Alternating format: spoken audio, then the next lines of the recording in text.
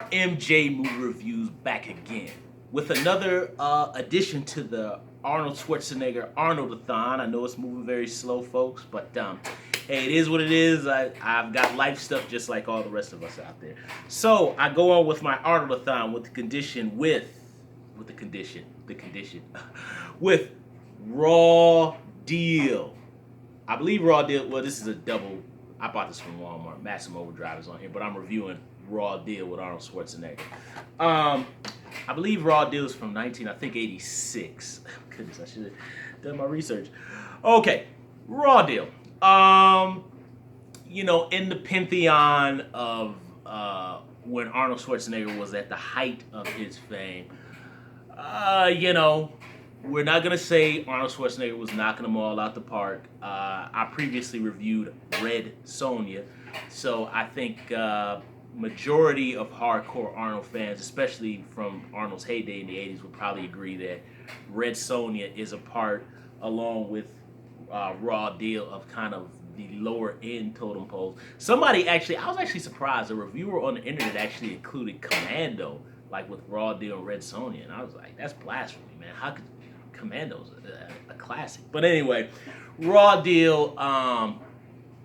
Matter of fact, I did not actually see Raw Deal until, actually no, I remember when I first saw Raw Deal. I had always seen the video, the cover, the box cover at the video store when I was a kid, and obviously the best part about Raw Deal is that poster art. Raw Deal has one of the most fantastic advertisement posters of Arnold Schwarzenegger in the, excuse me, politically incorrect term, the white wife beater with his slick back double impact Alex hair with that gun, and he's just like this, and you see Raw Deal. That poster is awesome. Matter of fact, I want to buy it, but I don't think there's no more room in my apartment for it. But that is really hands down the best part of Raw Deal, is the advertisement. I saw Raw Deal. Actually, it was the summer Terminator 2 came out because you guys know I'm a hoarder and I hold on to things. So I actually have the VHS tape. I taped on Showtime the making of for Terminator 2, and right before, if I recall, I think the Raw Deal came on first, and the making of Terminator 2 came on afterwards. And that was the summer of '91 was the first time I saw Raw Deal. And I believe I don't know, I think I was 8 maybe then when I first saw the film. And when I first saw it, I was kind of like, I just kind of thought it was okay, and I kind of still feel that. Matter of fact, even now, I like the film even less than when I first saw it when I was a kid. Overall, Raw Deal is pretty dull. Um, it's not particularly memorable. It's a by the numbers. I'll explain the plot. Why I'm going to do that, but I'll do it anyway. Um, and let me preview this by saying this film was made because Arnold Schwarzenegger was under contract with, believe Dino. How do you say the guy's name? Dino De Laurentiis, I think is how you say his name. But he did, Conan 1 and 2, and he did Red Sonja, which was basically supposed to be a spinoff, but they turned him into some other character. And I think he had like 2 more movies he had to do. I think he was supposed to do 6 movies, but he wanted to opt out of his contract so he could move on to other projects. So he agreed to do Raw Deal to complete his contract with Dino De Laurentiis, and it shows because of all the movies that Arnold did around that time. I mean, people always hate on Arnold's acting, but you can clearly see Arnold is sleepwalking in this movie. I mean, it's just a dull by the numbers undercover story of Arnold Schwarzenegger. I believe he was an FBI agent, and he took down this psychopathic child murdering, child molester person, and I guess it was like some DA or state attorney or something didn't like his aggressive, excessive force tactics to deal with this predator, and he got him kicked out, so he became a sheriff. But anyway, the Chicago mob kills some witnesses and a law enforcement person. His former boss, who worked over Arnold in the FBI, decides that he wants to personally recruit Arnold to redeem himself. so he can actually take down the Chicago mob, who was actually responsible for murdering his son, who was helping to protect this witness in this witness protection. Who they're all gunned down in the beginning of the film. Arnold agrees, like, hey, I can redeem myself. I'm not gonna have to be a little crappy sheriff anymore, and I can. And basically, he hires him to go and kill them. He doesn't hire them to arrest them. No, he hires them to kill them. And Arnold is trying to infiltrate the Chicago mob and eventually kill them. And the movie goes out exactly like their plan goes. And it's really it's just very and I think even by Arnold standards of the day and 80s action movie standards, I found it to be slow. But it was more slow because of everything that was going on was just not very engaging. You got great actors here. I think it's Darren McGavin. I think it's his name. He's a great actor. I always thought he looked like Richard Crenna from First Blood, but he's a great actor. He keeps it involving. Robert Davi, I mean, we always know, great actor. So Robert Davi lightens it up a little bit. I can't remember the gentleman's name who plays the head of the Chicago mob, but he was one of the newspaper editors in Superman 4. And then there's another actor who's like his second in command. I've seen that guy in other movies. I think he was in Scarface and some Brian De Palma movies. I can't remember his name. He's really good. And I'm drawing a blank, guys, on everybody's name who's in this movie. Good God, what is her name?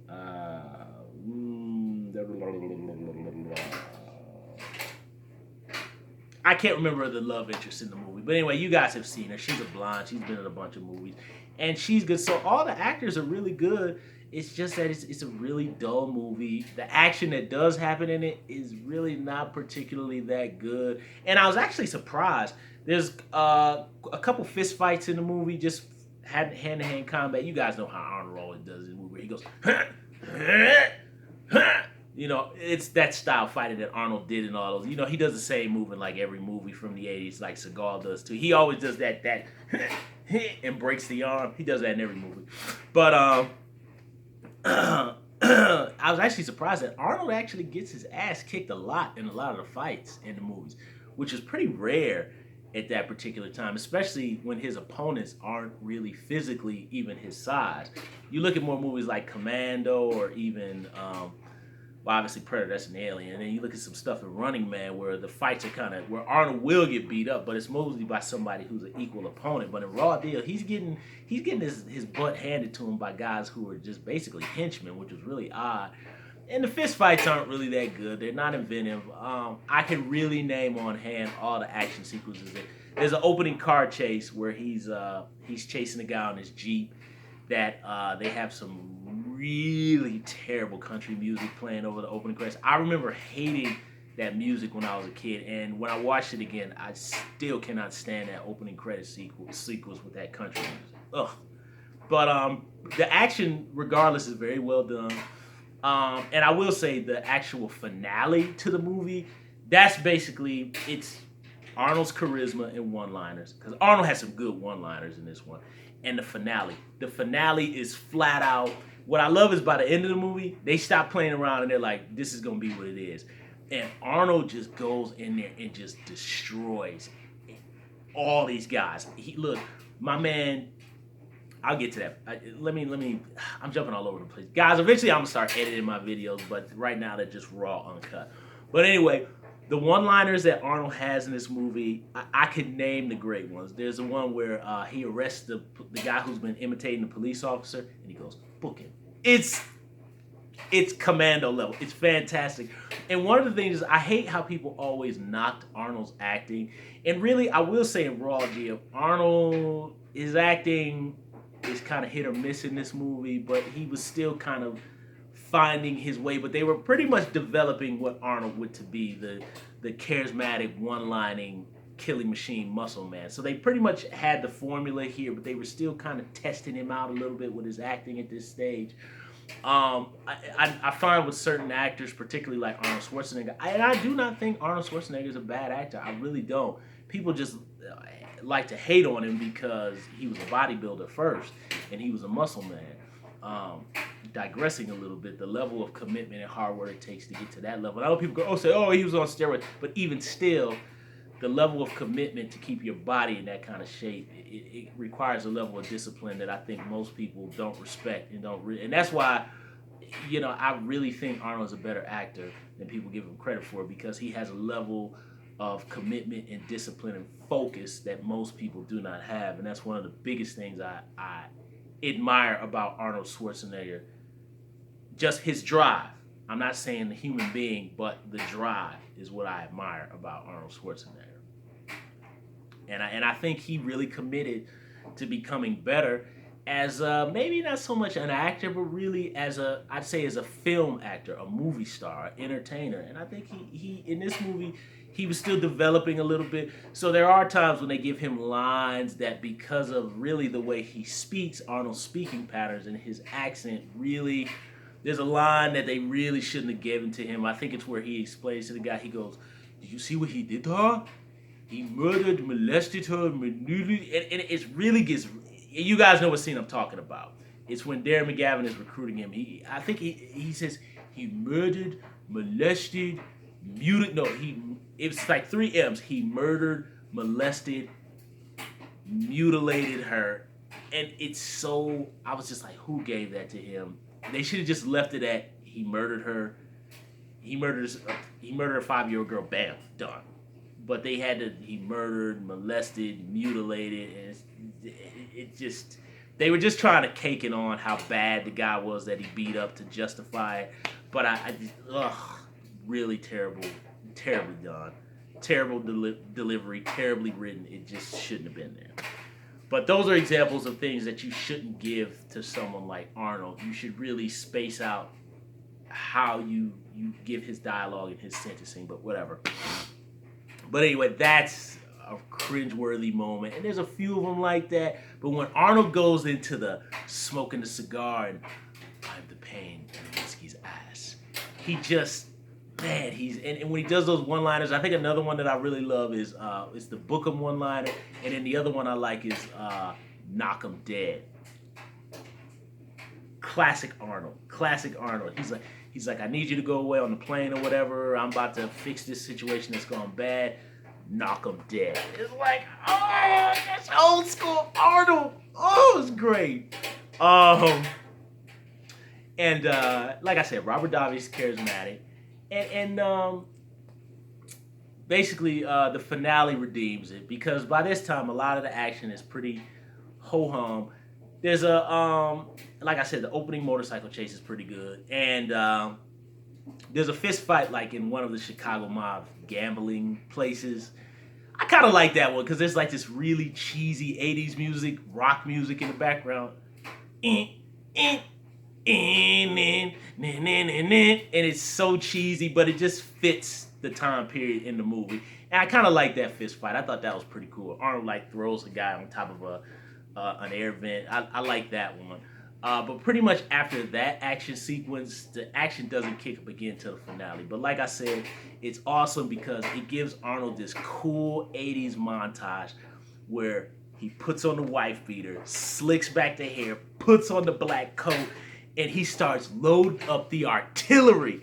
My man's got shotguns, mini machine guns, 6-shooters. He basically has every gun known to. He's basically the Terminator, and he puts it all like basically in like a suit jacket carrying case, and he cops in his car, blows out the front windshield, and basically goes through this cement factory, mowing down everybody.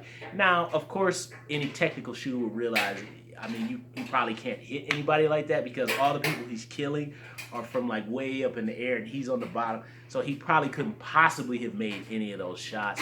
I don't know much about guns, but I think the kind of gun that he has, I don't know if that kind of gun is even built for that kind of aim like that. I don't think it is. Somebody correct me if I'm wrong. But anyway, for movie 80s fantasy, it's awesome. And he's just drive-bying like all these guys. And they're playing this song, I Can't Get None. It's just fantastic. And then when Arnold busts into the Chicago Mob's club, he mows them all down. He shotguns them, machine guns them.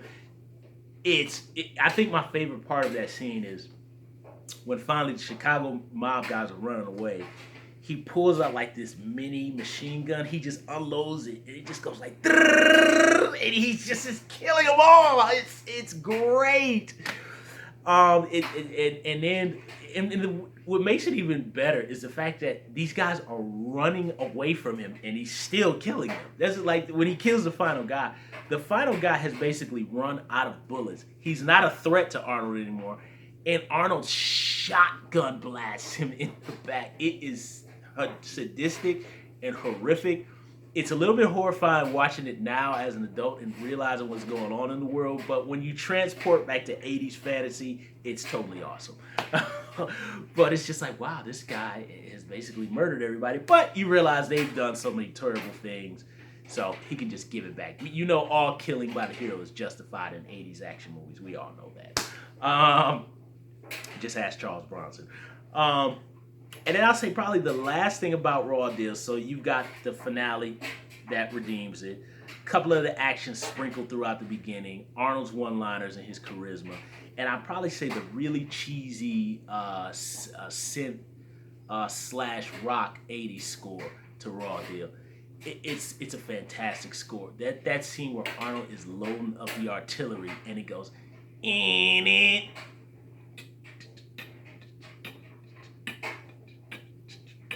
In it, and he's like, and it's like, and it's all sound, and he's just loading it up. And I love how before he leaves from loading up his guns, he looks in the mirror and makes sure he looks good and bounces. I was like, yes! Oh man.